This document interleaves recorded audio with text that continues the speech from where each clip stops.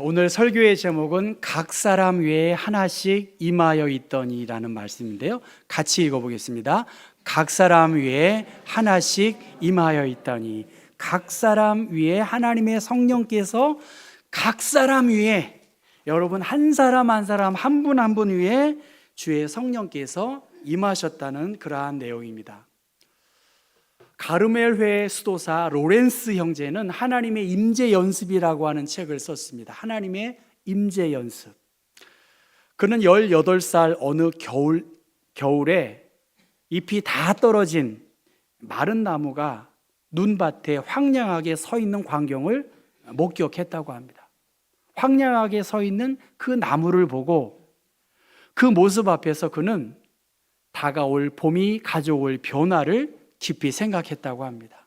다가올 봄의 계절을 그렇게 생각하고 그 순간 내면의 봄이 찾아오는 사람이 되기로 결심했다. 내면의 봄이 찾아오는 사람이 되기로 결심했고, 그리스도의 생명이 그의 전 존재 안에 뿌리 내리고 꽃을 피우기를 원하는 그러한 마음을 갖게 되었다는 것입니다.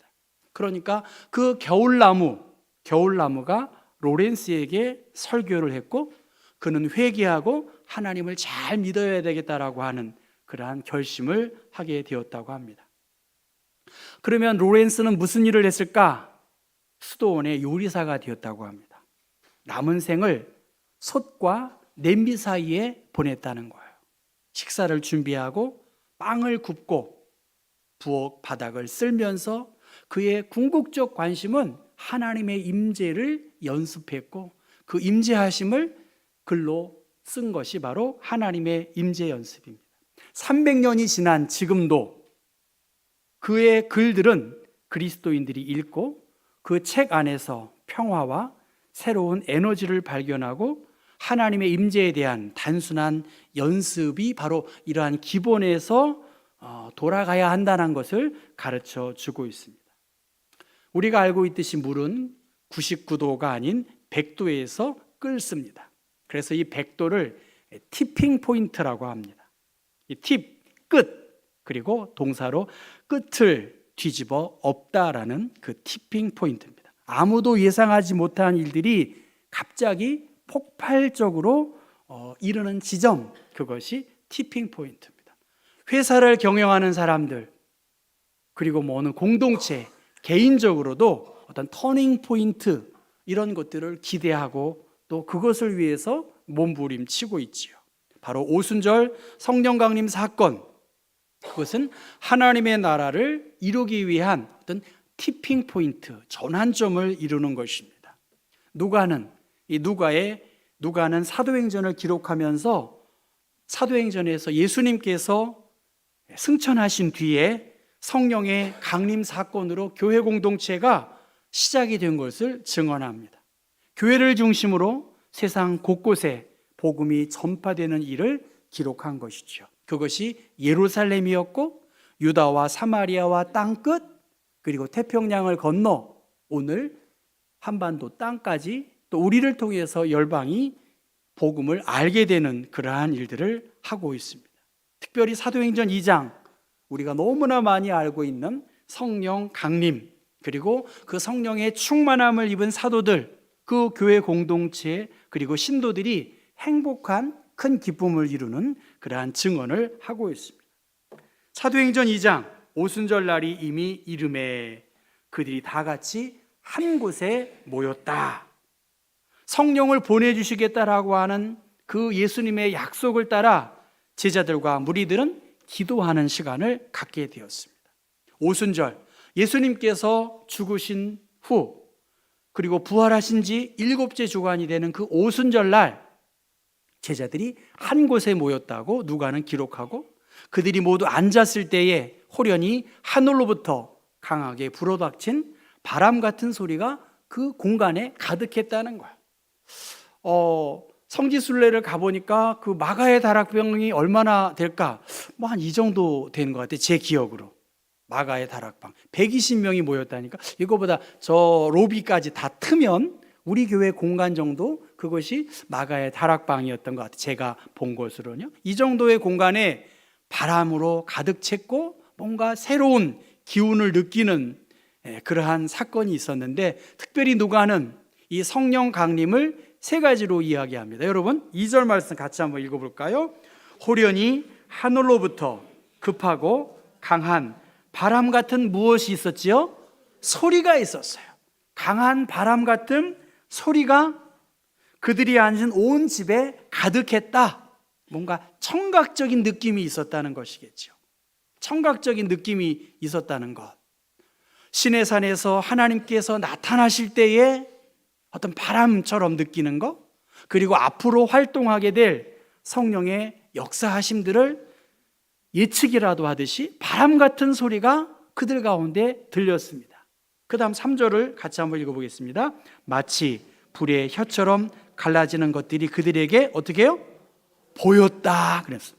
시청각적인 것이 있겠죠. 시각적인 것이 있어요. 보여서 각 사람 위에 하나씩 그 성령께서 임했다라고 그렇게 말합니다. 각 사람 위에 혀들의 갈라짐의 현상들이 다양한 언어의 능력을 그들이 보게 되었다라고 말씀할 수 있습니다. 이 오순절 성령 강림 사건, 우리가 알고 있는 창세기 11장에 바벨탑 사건을 통해서 한 언어를 혼잡케 한, 그래서 그 일을 못하게 한 인간의 언어를 하나님은 혼잡케 했지만, 오순절 성령 강림 사건을 통해서 언어와 문화의 장벽을 허물고 그들이 서로 통하게 하는 그러한 역사가 있게 되었다고 그렇게 말합니다. 그리고 4절 말씀 같이 한번 읽어보겠습니다. 그들이 다 성령의 충만함을 받고 성령이 말하게 하심을 따라 다른 언어들로 말하기를 시작했다. 성령을 받은 그들의 다른 표현들, 자신도 알지 못하는 다른 언어를 말하게 되었다는 것. 그리고 여기서 말하는 것은 큰 소리로 자신차게 담대하게 그 말을 증거하게 되었다는 것. 그러니까 베드로 사도가 성령으로 충만했고 군중 앞에서 담대하게 하나님의 복음을 선포한 것처럼 성령은 다양한 모습으로 그들 가운데 나타났다는 것입니다. 아까 말씀드렸던 로렌스에게는 그 나무 하나를 보고 내 영혼의 내면의 봄을 내가 준비하는 인생으로 살겠다고 한 것처럼 그러한 잔잔하게 왔다고 한다면, 오순절 성령의 강림 사건은 눈에 볼 수도 있고 귀로도 들을 수 있고 그 모습을 보면서 담대한 그러한 달라진 모습을 보여주었다는 것입니다. 그래서 5절에 경건하며 흩어졌던 유대인들이 예루살렘에 머물면서 이러한 현상들을 보고 놀랐다는 거예요. 그리고 신기하게 여겼습니다. 이 사람들 갈릴리 사람들 아니냐? 배움도 적고 천한 그들 속에서 그들이 외국어도 하고, 이 사람들 뭔가 다르네? 긍정적인 부분도 있을 수도 있겠지만 13절에 보면 새술에 취했다라고 그렇게 이야기하는 다양한 반응들을 하고 있습니다. 이것에 대해서 베드로 사도는 지금이 오전 9시다. 너희들이 생각하는 술 취한 존재들이 아니라 요엘 선지자가 이미 예언한 것이 이루어진 것을 너희들이 보고 듣고 느끼는 것이다. 그러니까 어찌 된 일이냐라고 하는 그 질문에 대하여 답한 것이 베드로의 설교입니다. 여러분, 성령 충만했다고 감정적으로 막 그럴 것이 아니라 성령의 충만함으로 베드로는 증거했지만, 그는 요엘 선지자의 말씀을 인용했고 성경을 진리 가운데에서 증언하는 그러한 역할을 감당했음을 볼 수 있습니다. 그러니까 하나님의 말씀을 깨우쳐 주셨고 생각나게 하셨고 잘 가르치도록 도운 것 또한 성령의 역사함입니다. 우리가 기도하지요. 그런데 말씀 없이 주문처럼 외워지는 기도, 그것이 기도일까? 자기 확신일 수도 있고요, 이기적인 요구에 반복이 불과할 수 있습니다. 또한 우리의 많은 지식을 경험할 수 있습니다. 여러분, 전문가 그렇게 어렵지 않아요. 그 부분만 한번 마음 먹고 책 좀 읽어보면 전문가가 될 수 있습니다. 문제는 성령의 도움을 의지하여 말씀을 깨닫고 가르칠 때 교회도 마찬가지죠. 봉사도 마찬가지. 충분히 할 수 있는 일들이 많지만 성령의 도우심, 여러분 그렇지 않습니까? 성가대원들도 그렇고 여러분 예배드리는 분들도 그렇고 노래 잘한다고 성가대한다? 저는 반대예요. 성령께서 나에게 주신 은혜와 능력을 감사함으로 두렵고 떨림으로 그분을 찬송하는 거죠. 여러분 한 분 한 분이 교회 예배당에 와요. 시간이 있으니까 예배당에 와요. 그러나 준비하는 가운데 성령님 우리 가운데 함께 하셔서 온전한 예배자로 내가 예배당 나와서 예배할 수 있는 사람 되게 해주십시오. 이렇게 좀 기도했으면 좋겠습니다. 아멘이죠? 그럴 때 우리의 재능, 베드로도 마찬가지 아닙니까? 그가 성령에 충만하고 그 충만이 재능만이 아니라 성령의 도움에 힘입어 담대하게 증거하니까 복음이 역사가 컸었습니다. 나의 재능이 아니라 이것도 하나님의 도움에 의해서 하나님께 영광이다. 이러한 마음의 자세여야겠지요. 어떻든 오순절 성령 강림 사건은 이러한 보여지고 느껴지고 확연하게 깨달을 수 있는 공동체 안에 큰 기쁨을 누리게 된 것이죠. 여러분 오늘 이 그림이 있다면 이 그림은 이 성령 강림, 부활절, 또 부활절, 성탄절, 성령 강림절 굉장히 중요한, 사실은 제일 중요한 절기 중에 세 가지를 꼽는다면 오늘 부활절, 성탄절, 이것은 많은 작가들의 그림을 그리는 작가들의 주제이기도 합니다. 성령 강림, 저 그림은 엘 그레코라는 스페인 작가가 1569년에서 70년에 그린 그림인데요, 사도행전 2장을 배경으로 한 그림입니다. 제자들이 모인 자리에 하늘이 열리고 성령을 상징하는 비둘기가 강한 빛을 뿜어내는 그림입니다. 그곳에 모인 각 사람 위에, 머리 위에 불이 갈라져서 그렇게 임합니다. 그런데 성경에는 언급되지 아니한 중앙에 오른쪽 중앙 좀 클로즈업 한 건데요, 그 여인이 있습니다. 그 여인이 누굴까요? 알 수 없습니다. 그러나 성모 마리아라고 합니다. 성령 강림을 그린 성화 작가의 대부분은 제자들과 함께 여인을 그리게 된다고 합니다. 120명 문도 가운데 예수를 낳은 마리아도 그곳에 있을 것이라고 하는 작가의 상상력으로 저 그림을 그렸습니다. 교회는 4세기부터 마리아를, 하나님을 낳은 여인이라고 그렇게 칭송했다고 합니다. 그래서 마리아의 이름 앞에 무엇이 붙죠? 성모 마리아. 물론 마리아를 숭배의 대상으로까지 가서 우리가 불편하게 생각하는 부분도 있지만 어떻든 교회가 마리아를 하나님을 낳은 여인이라는 존칭을 사용한 그 마리아, 하나님의 은혜를 가장 많이 경험한 좋은 모델이 바로 마리아입니다. 그런데 여러분, 저 마리아, 저 여인에게도 하나님의 성령의 불이 임했다라고 그렇게 말합니다.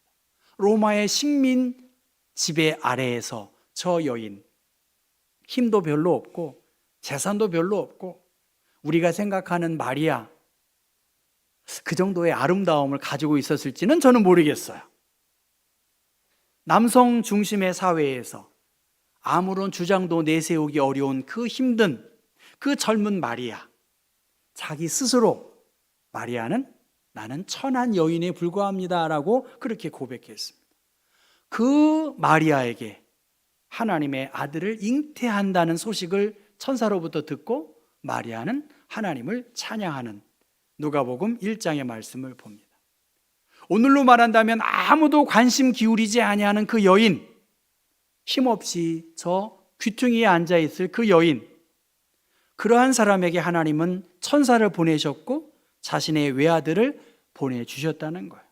자랑할 것도 없는 여인, 그러나 하나님께 소망을 두고 살아간 그 마리아, 그 마리아에게 성령의 불이 임한 것을 저 작가는 강조해서 그렸다는 것입니다.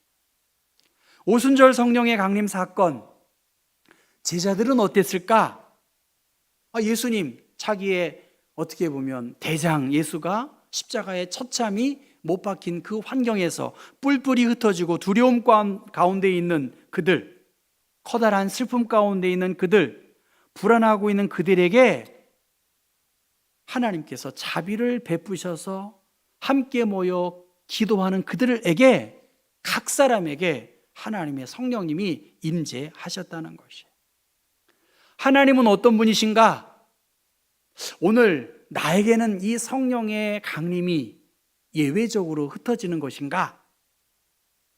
하나님은 이렇게 비참하고 무기력하게 살아가고 있고 슬픔 가운데 살아가는 나의 기도를 하나님은 들어주실까? 그런데 성경 저 성화는 저렇게 힘이 없고 무기력하고 외롭고 쓸쓸한 가운데 있는 그들에게 하나님의 성령이 함께 하셔서 옛 생각들을 뒤로하고 하나님이 기뻐하시는 일들을 위해서 도전하고 격려하게 하셨다는 것입니다. 괴로워하고 슬픔 많은 가운데에서 성령을 각 사람에게 부어주셨다는 것이죠. 저는 저희 아이들과 떨어져 있는 것이 마음적으로 굉장히 괴롭습니다. 사실은 다 컸는데 여러분 한번 생각해 보세요. 말은 쉽지. 저는 진짜 눈물을 머금고 저희 아이들에게 그래요. 하나님의 성령님이 너희들을 지켜주시기를 아빠는 기도한다. 진짜 그렇게 기도해요. 그런데 여러분, 우리가 할 수 있는 일이 없잖아요. 저 스스로도 그렇습니다. 하나님의 성령님이 세 딸에게 함께 해주시기를 저는 기도해요. 교인들을 위해서도 당연히 기도하죠. 나머지는 하나님의 몫이라고 생각합니다. 성령께서 약속하셨고 이루실 것을 기대하면서 이러한 갈등, 슬픔, 외로움, 공고함 속에서 각 사람 위에 하나님의 성령님이 함께 하신다는 거예요. 꼭 영향이 좋고 튼튼한 사람에게만 하나님의 성령님이 임하는 것이 아니라 각 사람 위에 임했다는 거예요. 이 시간에도 마찬가지예요. 예배당에 나왔어요. 각 사람 위에 하나님의 성령님이 임하시기를 주님의 이름으로 축원합니다. 우리의 의지, 눈 감고 있고 설교를 안 듣기로 작정하는 사람도 있다고 봐요. 저는. 그럼에도 불구하고 하나님의 성령님이 각 사람에게 임하듯 그도 성령의 충만함을 받았고 저 사람도 성령의 충만함을 받았다면 나라고 왜 이 성령의 일하심, 강권하심에 예외라고 생각하고 마리아처럼 나는 불쌍하고 비천한 사람입니다라고 자학하지 말라는 것입니다. 빙산의 일각이라는 거예요. 지금 우리 앞에 펼쳐진 많은 일들은 솔직한 얘기로 보여지는 게 전부가 아니에요. 여러분, 한 분 한 분의 말이나 생각과 행동들이 그게 다는 아니거든요. 하나님의 나라와 하나님의 권능 또한 빙산의 일각이라는 거예요. 우리에게 크고 비밀한 계획을 갖고 계셔서 다 같이 한 곳에 모였고 그 앉아있는 그 공동체 안에 하나님의 임재하심을 경험할 수 있는 은혜가 있다는 것입니다. 여러분, 제가 후두가 있는데요. 제가 환경주일 6월 첫 주일날 이걸로 한번 보고 설명할 건데 이 뒷부분, 여러분은 안 보이시는 이 후드에 제가 이렇게 쓰면 이 뒷부분인데 무엇처럼 보이시나요? 보이시나요? 장작불 놓고 불놀이 하는 것 같이 보이죠? 이것은 출애굽기 3장의 말씀인데요. 모세의 떨기나무 가운데 불꽃이 타는 버닝 부시라고 하는 뉴질랜드 장로교 로고입니다. 뉴질랜드 장로교 로고예요.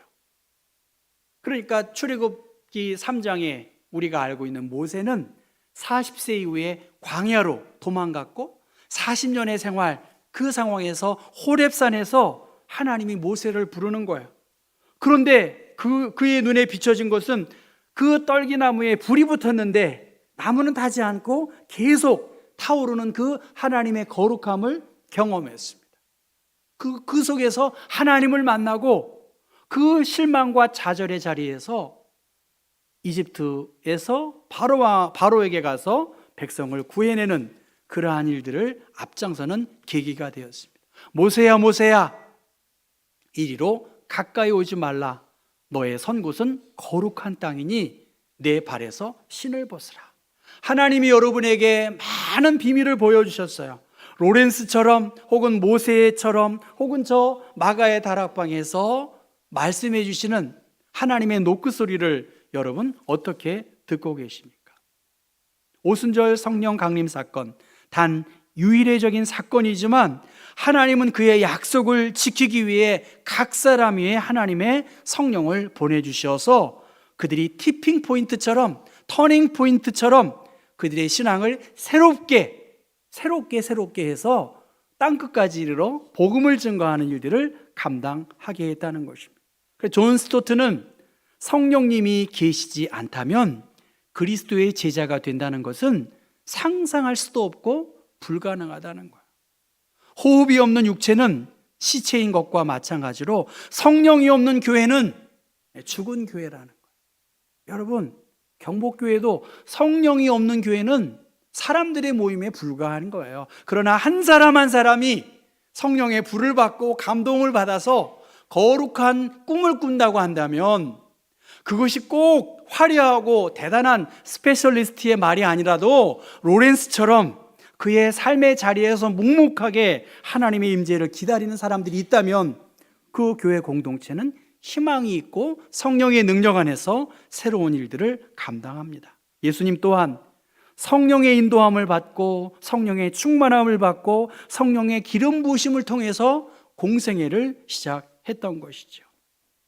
그 두렵고 그 학문적인 베드로가 성령 충만함을 받으니까 요엘의 말씀을 통해서 위대하고도 찬란한 주님의 날이 바로 오순절 성령 강림 사건이다 하면서 성령의 인도하심 아래서 새로운 신앙으로 그의 영향력들을 발휘했고, 누구든지 주의 이름을 부르는 자는 구원을 받는다.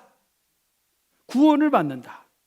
바라기는 여러분 한 분 한 분에게 이러한 성령의 터치하심, 그리고 하나님의 임재를 기억하고 끝까지 한번 기도하고 또 매어 달리고 애쓸 때 우리 안에 담대한, 혹은 시각적으로 청각적으로 우리에게 노크하시는 주님의 은혜 안에서 우리의 신앙을 다시 한번 회복시키고 성숙할 수 있는 그러한 여러분 될 수 있기를 주님의 이름으로 부탁합니다.